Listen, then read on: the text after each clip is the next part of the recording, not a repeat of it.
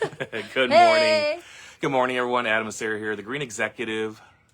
Hi. Hi. Hope you're doing well. So part 2 of people, processes, and profit. Processes. How do we do things? How do we do things around here? Right. What do we do around here and how do we do it? Whether you're new to the company or just kind of taking a step back and saying, wait a minute. How do we do this stuff? It's important. It is so important. So, not to beat a dead horse, but one of my favorite things that outlines our processes, like when it comes to HR stuff, is our policy manual. All right, our process of how do we request off for time off. I think, and that just came up recently too. So the question was, hey, does somebody need a note when to come back to work? Right. And it was, well, we don't have to figure that out. Let's just refer to the policy manual. That's already been figured out. So yeah, like you said, not to beat that in, but a policy manual, when you sit down and make those decisions once, then you don't have to worry about it for the time that manual is in place for. Right. But processes, how do we do things? I think processes can be a scary word. Like, hey, what's our process? I don't know. Well, it just means how do we do things? Right. What's the step-by-step? What are the steps we take when doing sales, when we install a plant, when we mow a lawn? What are the steps that we go through? So do you think that processes always need to be on paper? No, or could they be taught, shown? I think that I think it's kind of both extremes.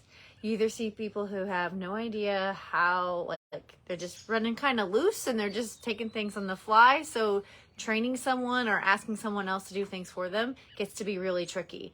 And then you see the total opposite where people say, I need a step by step by step of how we do each and everything.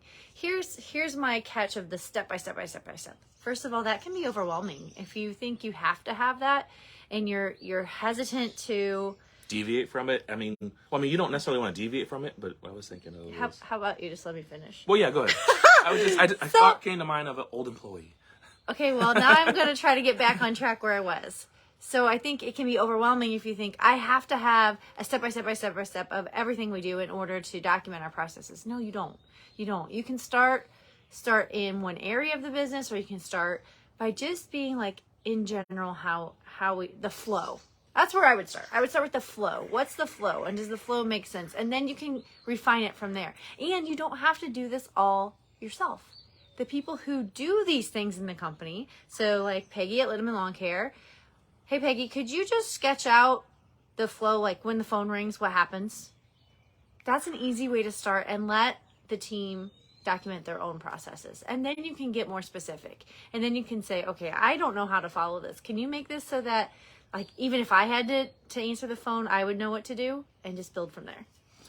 What I was going to say was that Now's your turn. We've had employees in the past to where like they have glasses on and they cannot focus on anything else other than the exact process. And I think that can also be a little bit of a bad thing too, because at some point in time you need to make decisions for yourself also, right?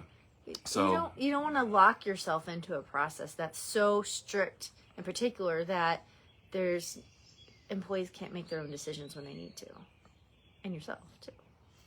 But there has to be some sort of processes in place for you to run an efficient, well-oiled business, right? And you have to be able to teach it. You have to be able to generally put it on paper of how things are done. That's the idea. If you can hand it off. If you can't hand a task, a position, a responsibility off to someone, and then be able to step in and pretty quickly know at least the flow of it, that's a problem. That's a real problem. Because if one of those moving parts went down, somebody else is going to have to pick it up.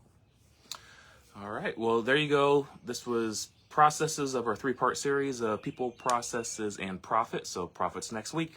Take care, everyone. Bye.